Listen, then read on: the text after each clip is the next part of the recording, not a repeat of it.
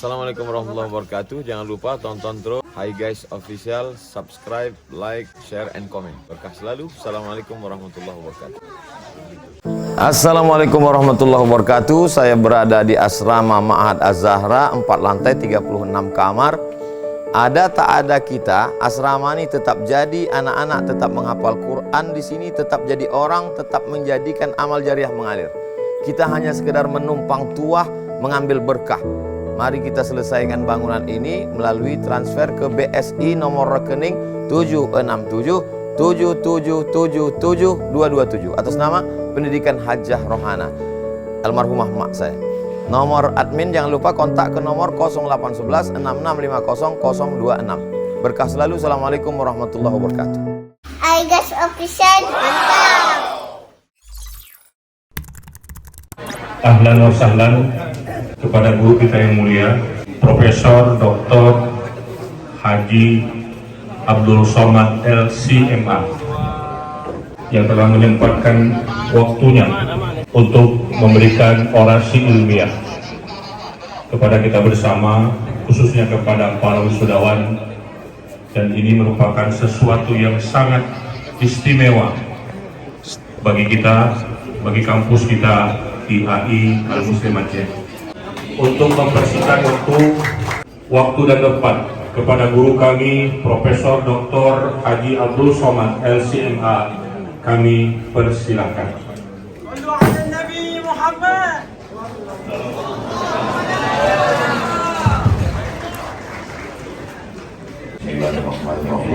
Teku. Assalamualaikum warahmatullahi wabarakatuh.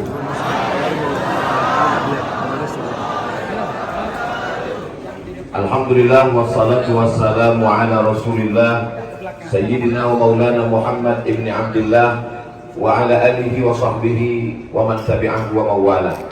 Yang sama-sama kita hormati Bapak Rektor Institut Agama Islam Al-Muslim, Wakil Rektor, Bapak Ibu Dekan, Wakil Dekan, Ketua Prodi, beserta seluruh sivitas akademika, yang tentu saja yang amat sangat berbahagia para wisudawan wisudawati yang telah menyelesaikan pendidikannya di Institut Agama Islam Al-Muslim. Mudah-mudahan mengabdikan ilmunya di tengah masyarakat, insya Allah. Hadir di tengah kita orang-orang yang kita pilih untuk mewakili kita di parlemen, di antaranya Bapak Abdullah Putih, Bapak Teguh Fadil Rahmi, beserta seluruh tamu undangan, Bapak Kapolres yang besar tak dibawa gelar, yang kecil tak dapat saya sebutkan namanya, semuanya insya Allah dimuliakan Allah Subhanahu wa Ta'ala. Amin ya rabbal alamin. Saya tidak tahu bahwa saya akan hadir pada acara wisuda. Sampai kemarin tadi pun saya lihat di bawah masih tidak tahu apa acara ini sebenarnya. Karena yang saya lihat di bawah banyak sekali baliho caleg. Setelah dekat sampai ke atas baru saya tahu ternyata ini adalah majelis yang paling terhormat di dunia akademis. Betapa orang masuk menempa pendidikan dari semester 1, semester 2, semester 3, semester 4, semester 5, semester 6, kuliah, kerja nyata, praktek di tengah masyarakat, menulis skripsi. Saya tidak pernah masuk ke kelas, saya tidak pernah mengajar bertatap muka. Tiba-tiba begitu acara wisuda, saya diberikan penghormatan. Hanya Allah yang mendapat memberikan balasan. Yang tepuk tangan dulu karena masih banyak lagi yang mau saya sebutkan ini. Pisang emas bawa berlayar, masak sebiji di dalam peti, hutang emas dapat dibayar, hutang di budi dibawa mati, insya Allah. Hanya Allah membalas. Bapak Rektor beserta seluruh sivitas akademika yang sudah memberikan kenangan terindah untuk saya. Berapa lama saya tausiah di Bumi Nangro Aceh Darussalam ini, berapa banyak titik dari 2017 sampai 2023, baru disinilah saya diajak untuk acara wisuda. Untuk menjadi seorang sarjana itu tingkat kesulitan luar biasa. Jangankan mau menjadi sarjana, mau naik ke acara wisuda ini saja rasanya mau naik seperti ke Sidratul Muntaha. melewati proses yang luar biasa. Maka pada kesempatan ini ada 3 poin yang ingin saya sampaikan kepada adik-adik. Yang pertama, jangan jadikan keberhasilan di kampus sebagai puncak kesuksesan. Karena kalau kita jadikan IP 4 sukses di kampus, itulah kesuksesan. Nanti setelah sampai di pucuknya, biasanya orang kalau sampai ke puncak dia akan turun ke bawah. Maka jadikan ini hanya sebagai salah satu dari proses kesuksesan. Kesuksesan adik-adik bukan IP 3,5, bukan kesuksesan sebagai ketua senat. Kesuksesan adalah nanti ketika terjun di masyarakat. Kalau kami dulu belajar di Al-Azhar, nilai yang paling tinggi adalah Mumtaz, excellent. Nilai di bawah Mumtaz adalah Jayyid Jiddan, very good. Nilai di bawah Jayyid Jiddan adalah Jayyid, good. Nilai di bawah Jayyid adalah makbul, pas. Selalu diejek. Apa itu makbul? Makbul indallah. Hanya Allah aja yang menerima makbul. Saya selalu membangkitkan motivasi adik-adik saya. Ketika mereka akan berangkat ke Mesir, saya kasih tahu. Nanti di Mesir nilai paling tinggi Mumtaz. Di bawah Mumtaz Jayyid Jiddan. Di bawah Jayyid Jiddan Jayyid. Di bawah Jayyid makbul. Kalian jangan merasa puas dengan Mumtaz. Setelah praktek turun ke masyarakat, apa yang terjadi? Yang Jayyid Jiddan jadi profesor doktor, mengajar di kampus. Yang Mumtaz S1, S2, S3 profesor doktor, mengajar di kampus. Yang Jayyid Jiddan menjadi pimpinan pondok pesantren. Yang LC mengajar menjadi ustadz kondang kesana kemari. Tapi jangan lupa, yang Mumtaz, yang Jayyid Jiddan, yang Jayyid ini berangkat umrohnya dengan yang makbul karena punya travel umroh. Apa maknanya? Boleh jadi orang belajar sukses baca kitab, hebat dia orientasi, hebat dia presentasi, tapi sesungguhnya komunikasi di masyarakat itulah yang membuktikan kita nanti terbaik. Gunakanlah bahasa-bahasa yang mudah dipahami masyarakat. Jangan bahasa kampus dibawa ke masyarakat. Salah satu kenapa Ustaz Abdul Somad diterima oleh masyarakat, saya tidak pernah bertanya, tapi beberapa komen di Instagram itu saya baca. Kata dia, bahasa yang Ustaz pakai mudah kami pahami. Banyak sarjana ketika pulang ke kampung halaman dipakainya bahasa waktu semester 5 menulis skripsi. Kepada seluruh audiens, saya saat ini ingin mempresentasikan sebuah ilustrasi yang mengandung visi dan misi. Mengangalah semua orang kampung. Kenapa? Mereka makhluk bumi diajak bicara bahasa langit. Maka pesan Nabi SAW, khatibun nasa ala qadri uqulihim, berbicaralah kepada manusia dengan bahasa yang mudah mereka pahami. Kunyah-kunyah ilmu itu yang ada di kampus sampai ke masyarakat. Kampus yang terbesar, terluas, bukan institut, bukan universitas. Kampus terluas adalah masyarakat. Mengabdi nanti di tengah masyarakat. Saya melihat KKN yang 2 bulan itu tidak cukup untuk mengabdi di tengah masyarakat. Saya masuk ke suku pedalaman, suku anak dalam, suku Kubu di Jambi, suku Laut, suku Akit, suku Sakai, suku Talang yang ada di Riau. Setelah melihat ke dalam, saya lama merenung. Saya mengusulkan ke kampus supaya adik-adik saya di kampus jangan lagi KKN 2 bulan tinggal di rumah Pak Kades, main poli, pacaran. Jadi bagaimana maksudnya Pak Ustadz? Kalau bisa kirimlah mereka ke pedalaman. Baik, apa jurusannya? Yang jurusan pertanian, betul-betul bertani, bercocok tanam dia di dalam hutan. Tak usah kasih makan. Biar kalau memang dia jurusan pertanian, berhasil dia menanam padi di dalam. Kamu jurusan apa? Jurusan peternakan. Sudah pernah beternak? Belum. Jurusan apa? Jurusan pertanian. Sudah pernah bercocok tanam? Belum. Semuanya beternak di atas kertas. Kalau cerita masalah peternakan, presentasi pakai poin-poin, pakai makalah, semua ahli. Ternak menurut etimologi, ternak menurut terminologi, ternak menurut simpulan ternak. Tapi begitu disuruh beternak, mati ayam semua. Begitu juga dengan dakwah.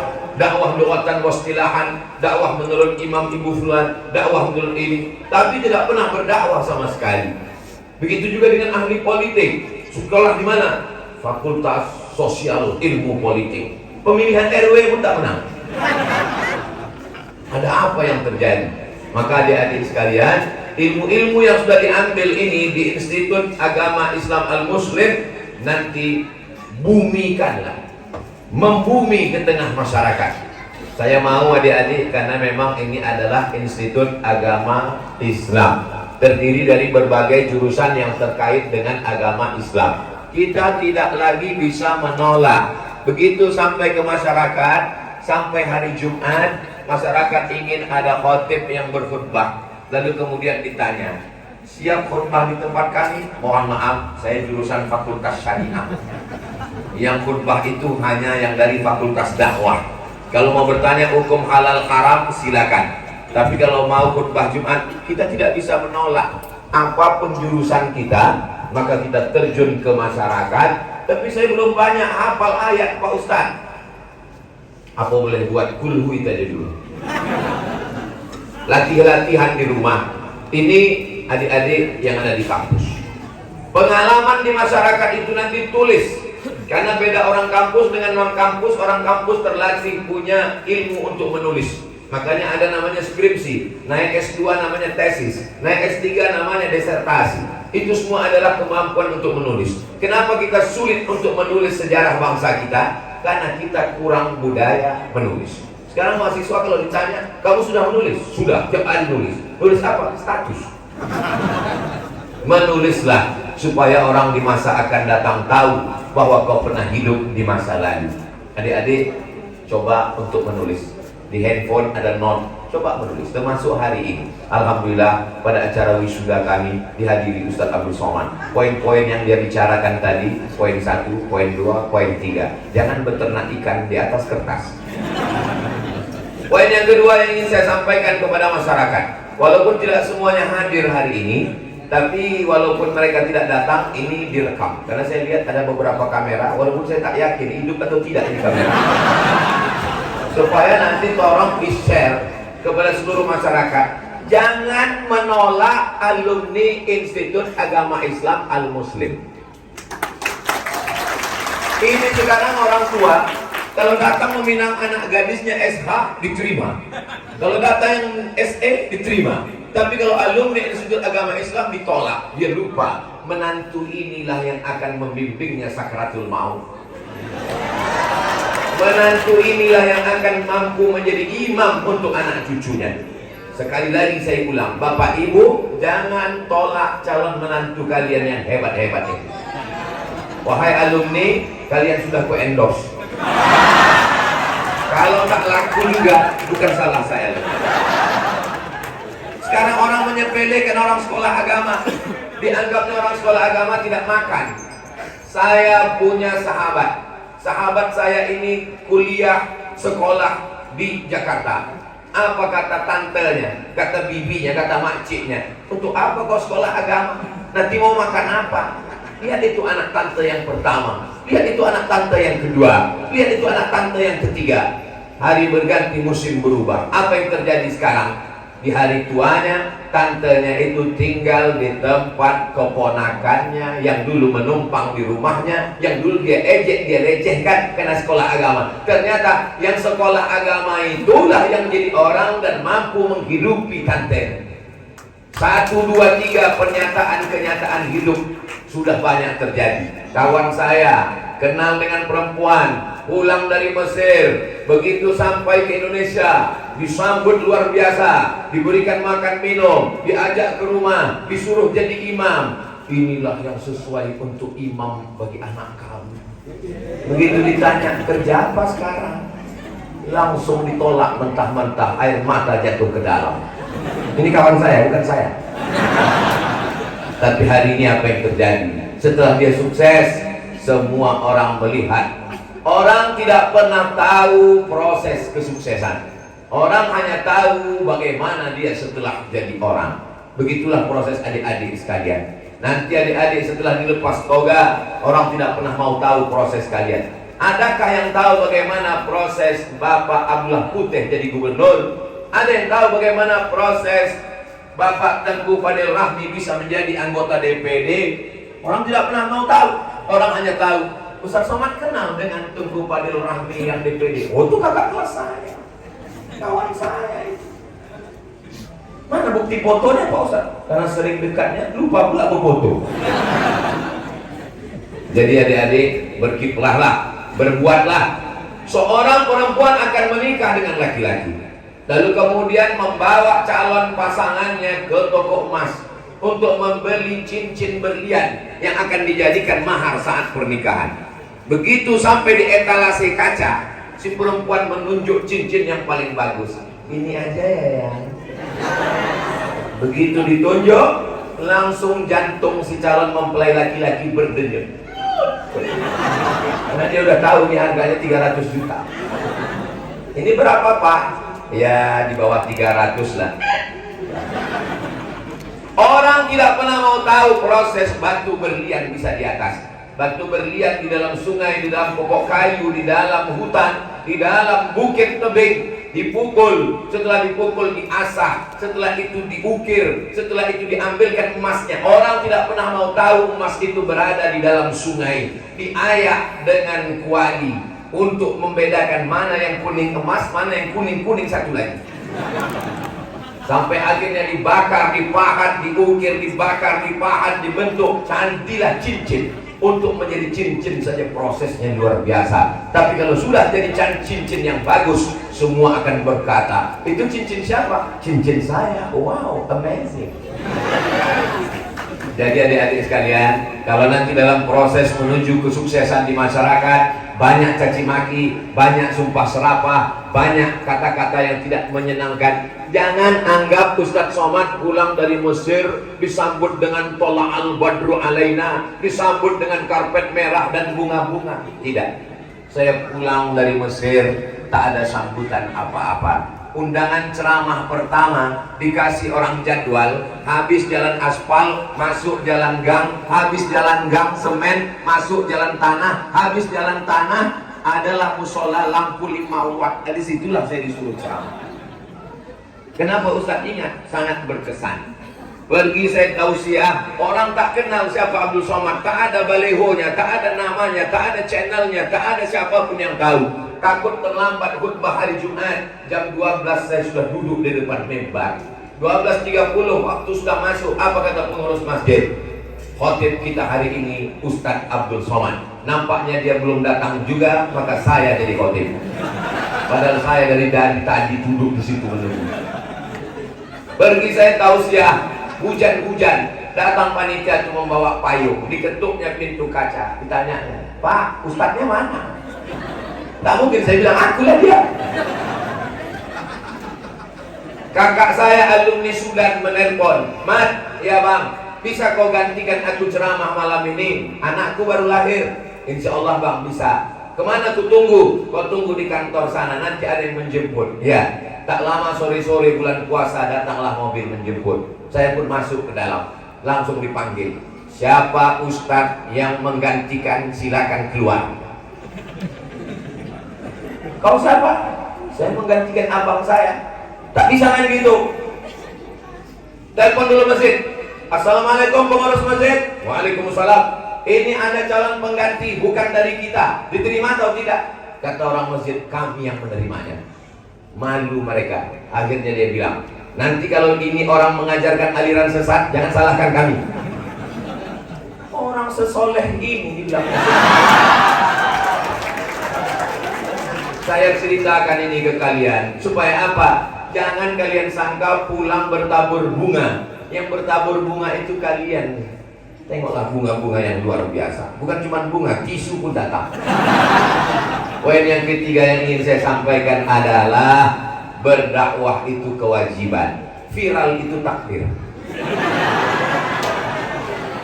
Berdakwah saja, mau di hutan, asal nampak orang ramai berdakwah. Jangan berhenti. Itu saya dikasih tahu oleh sahabat saya, Abdul Somad, asal nampak kau ada orang ramai, berdakwahlah. Makanya saya tak bisa ikut dalam acara sepak bola, asal nampak saya ramai, mau ceramah aja saya. Kenapa? Waman ahsanu qawlan mimman da'a ilallah. Buat channel YouTube. Buat channel YouTube. Tak usah cerita panjang lebar, cerita yang pendek-pendek aja. Ambil bawa handphone. Kami tak punya tim media, kami tak punya kameramen, sendiri aja. Hidup kan ada pokok kayu. Hai guys, hidup ini seperti pohon kayu. Jadilah pohon kayu yang rindang, bisa menaungi banyak orang. Kalau bisa berbuah, buahnya bisa dipetik. Andai tidak, jangan sampai menyusahkan banyak orang. Tapi ingat prinsip pohon kayu, sampai masanya tumbuh, sampai masanya tua, sampai masanya layu dan tumbang. Pohon kayu sudah bermakna. Kamu bagaimana? Video-video pendek, tak usah panjang-panjang. Sekarang orang tidak mau menonton ceramah 30 menit. Kenapa? Paketnya habis. Orang mau nonton yang pendek-pendek. Dulu orang nonton YouTube, lama-lama berubah Instagram, lama-lama paling pendek TikTok, lama-lama paling pendek Instastory. Bagaimana keadaan masa depan? Perbanyak bahan tausiah ceramah. Ustaz tolong endorse nanti kalau sudah ada 100 video. Ini beberapa mahasiswa datang, Ustaz tolong endorse channel saya. Videonya berapa? Baru 3. Rusaklah reputasi saya. Jangan pernah menolak undangan tausiah dari manapun. Sampai hari ini Ustaz Abdul Somad diundang ke hutan, datang. Diundang ke surau, datang. Diundang ke musola, datang. Acara nikah, acara walimah, acara akikah, acara pindah rumah, apapun datang. Datang, ngomong, bicara. Jangan pernah menolak. Saya tidak tahu akan ke Malaysia di mana, siapa yang ngundang, siapa yang jemput, naik apa. Jangan pernah mengukur standar dengan dunia. Itu mengundang Ustaz Somad itu susah itu. Kalau tidak pakai pesawat, tiket VVIP, hotel bintang 5, itu bukan Ustaz Abdul Somad. Jadi siapa yang punya kerja? Nggak tahu saya. Saya datang ke bumi Nangro Aceh Darussalam, dibawa oleh kakak kelas saya, Ustaz Nazar LC, ketua tim Ustaz Abdul Somad Nangro Aceh Darussalam. Tanya mereka, tanya Tengku Fadil Rahmi, berapa lama beliau membawa saya? Saya tidak pernah minta macam-macam, karena ada yang maha memberi yang akan memberikan kita, Allah subhanahu wa ta'ala. Tidak ada kesulitan bagi Allah. Innama amruhu idza arada syai'an ayyakula lahu kun fayakun. Luar biasa berada di tengah para sarjana Institut Agama Islam. Bagaimana perasaan Ustadz berada di acara wisuda ini? Panas luar biasa.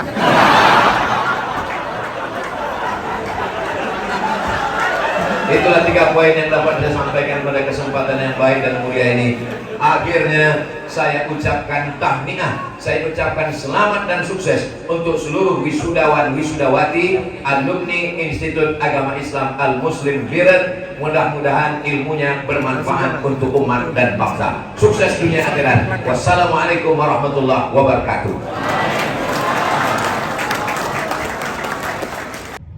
Hai guys, official.